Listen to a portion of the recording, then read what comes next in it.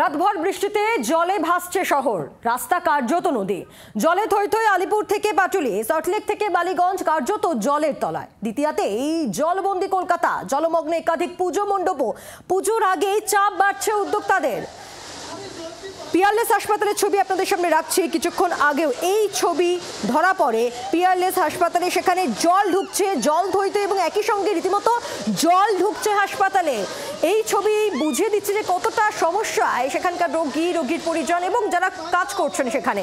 এবং এই লাগাতার বৃষ্টি, এই বৃষ্টির জেরেই কিন্তু লেক মল বন্ধ করে দেওয়া হলো। আপনারা জানেন যে দক্ষিণ কলকাতায় যারা বসবাস করেন, যাদের নিত্যদিন যাতায়াত, তারা ভালো মতোই জানেন যে ওই জায়গাটা কতটা জল জমে সংলগ্ন এলাকা, সেই রাসবিহারী হোক কিংবা লেক মলের আশপাশ এলাকা, যে কতটা জল জমে। এবং রাতভরের বৃষ্টিতে কার্যত বন্ধ করে দেওয়া হলো লেক মল আজকের জন্য, এমনটাই জানা যাচ্ছে।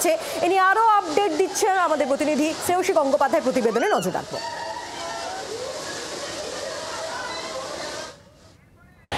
বৃষ্টি ধরেছে একটু, এই মুহূর্তে রোদ উঠেছে, কিন্তু আমি দাঁড়িয়ে রয়েছি রাসবিহারী এভিনিউয়ে, ঠিক লেক মলের সামনে। লেক মল দেখতে পাচ্ছেন যে আর ঠিক হাতে গোনা কয়েকদিন পরে, অর্থাৎ 3 দিন পরেই কিন্তু কার্যত পুজো শুরু হয়ে যাচ্ছে। কিন্তু লেক মল এই মুহূর্তে কিন্তু পুরোপুরি শাটার টানা রয়েছে, লেক মল বন্ধ রয়েছে। তার কারণ লেক মলের সামনে যে জায়গাটা এই মুহূর্তে আমি দাঁড়িয়ে রয়েছি, যে জায়গাটা আপনারা দেখতেই পাচ্ছেন যে পুরো এই রাসবিহারী এভিনিউয়ের এই রাস্তাটা পুরোটা কিন্তু এই মুহূর্তে জলমগ্ন হয়ে রয়েছে। অন্যদিকে সাধারণ মানুষ যারা বেরিয়েছেন, রীতিমতো তাদেরকে একেবারে হাতে চটিয়ে নিয়ে, কাপড় গুটিয়ে তাদেরকে এই রাস্তা দিয়ে যেতে হচ্ছে।